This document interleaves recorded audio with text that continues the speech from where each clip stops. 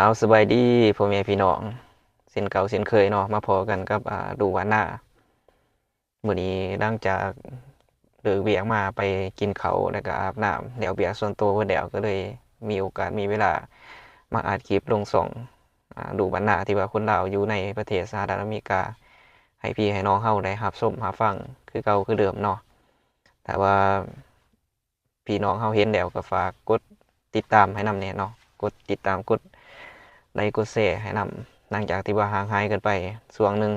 เนื่องจากว่าบ่ค่อยมีเวลาปานใดเนาะในการนี้ก็เริ่มมาเฮ็ดคลิปนี้เป็นคลิปที่4เนาะคลิปที่4อัปเดตให้พี่ให้น้องเฮาได้รับฟังเพราะว่าช่วงก่อนหั้นบ่ค่อยมีเวลาแหน่ได้เฮ็ดเวียกหลายแหน่ก็เลยบ่มีเวลามาอัดคลิปให้พี่ให้น้องเฮาได้รับฟังจากนี้ไปพี่น้องเฮาก็สิได้ฟังเรื่อยๆเนาะแล้วก็ฝากกด Subscribe ให้นำแหน่เนาะในช่องของข้าพเจ้าเองตอนนี้คนติดตามก็ประมาณ217คนเนาะ217คนในการช่วงนี้มีปัญหาคือหนึ่งมันบ่สามารถสิมาคอมเมนต์ได้คอมเมนต์บ่ได้ก็เลยสิมันบอกไว้ประมาณอยู่60บาทเนาะ60บาทจังสิเปิดให้เพราะฉะนั้นแล้วพี่น้องเฮาผู้ที่ว่ามาเห็นแล้วคอมเมนต์บ่ได้ก็เนื่องจากว่าบ่ฮู้ว่าเป็นหยังเนาะ YouTube มันบล็อกคอมเมนต์ไว้ก็เลยเอาลงบ่ได้ก็เลยบ่สามารถสิตอบได้หยังได้กับพี่กับน้องเฮาก็คือมื้อนี้หัวข้อสิมาร่วมมาทักทายก็คือการทำงานแล้วก็การหาเงินเนาะสู่ชีวิตเพื่อครอบเพื่อครัวที่ว่าเฮาได้มาอยู่ห่างไกลกันคิดว่าหลายๆคนก็คือสิเป็นคือกันเนาะบ่ว่าพี่น้องเฮาสิไปทำงานอยู่ไสเนื่องจากว่าสภาพครอบครัวเฮามันบ่เอื้ออำนวยทางด้านการเงินแต่ว่าคนอื่นเขาก็สิมีเพียงพร้อมแต่ว่าแต่ละคนก็แตกต่างกันไปเนาะแต่ว่าเราอยู่ร่วมกันแล้วก็มาใช้ชีวิตที่แตกต่างในห่างไกลครอบครัวมาก็มาทำงานเนาะหลายๆคนก็ไปทำงานอยู่ไทยสิแต่ว่านี่คือข้อยนี่ก็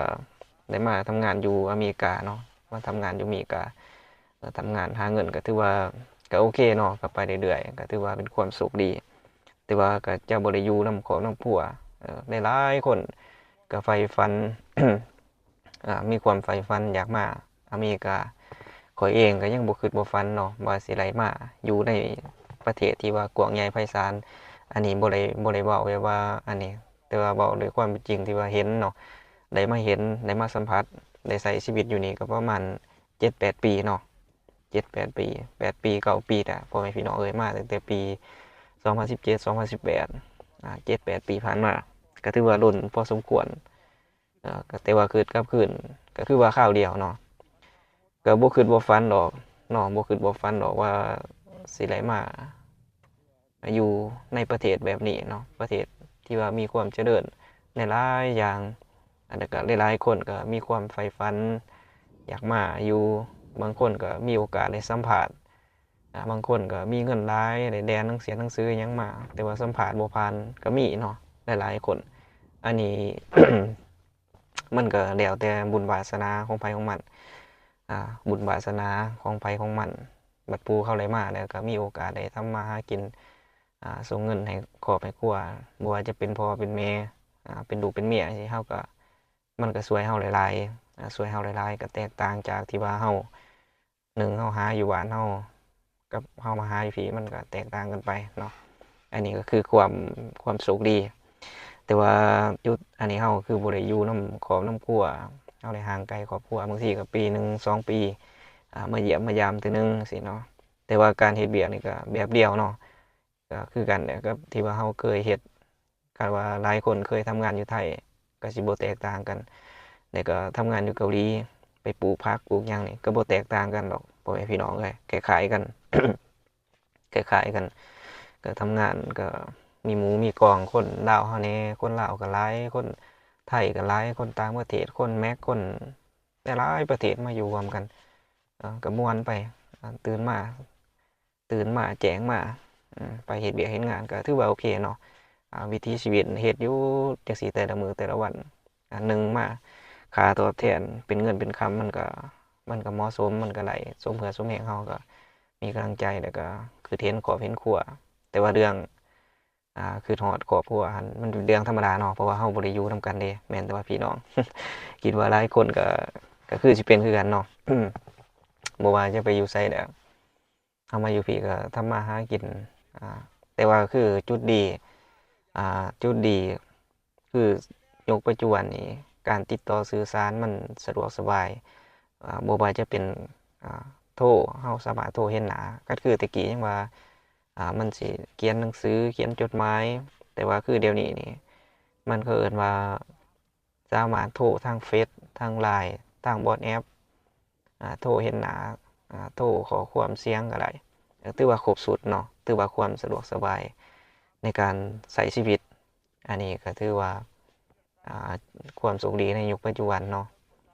แต่ว่าเฮาคิดฮอดครอบฮอดครัวเฮาก็โทรหาเอาบัดนี้เงินค่ำมันก็เอาไหลมาเฮาก็ส่งหาครอบหาครัวเฮามันก็สะดวกสบายสะดวกสบายหลายแต่ว่าผู้ใดได้มาฟังคลิปนี้วิดีโอนี้อยากแชร์ประสบการณ์หรือว่าอยากทักทายสวัสดีกันก็สามารถคอมเมนต์กันมาได้เนาะแล้วก็เพราะว่าข้อยก็เรียนมาเฮ็ดคลิปช่องนี้หั้นนะเฮ็ดกะติดกะต่อบางเทื่อการเว้ากันว่าก็สิบ่สอดคล้องปานใดข้อยก็สิพยายามเฮ็ดให้มันดีที่สุดให้พี่ให้น้องเฮาเข้าใจสื่อสารแต่ว่าข้อยอยากอัดเป็นคลิปแล้วก็เว้าสู่พี่สู่น้องเฮาได้ฟังเนาะแล้วก็มาแชร์ประสบการณ์การทำมาหากินบ่ว่าจะอยู่ไสเนาะถึงแม้ว่าสิอยู่บ้านเฮาก็ดีอยู่พี่ก็ดีแต่ว่าคลิปนี้วิดีโอนี้ก็คือการ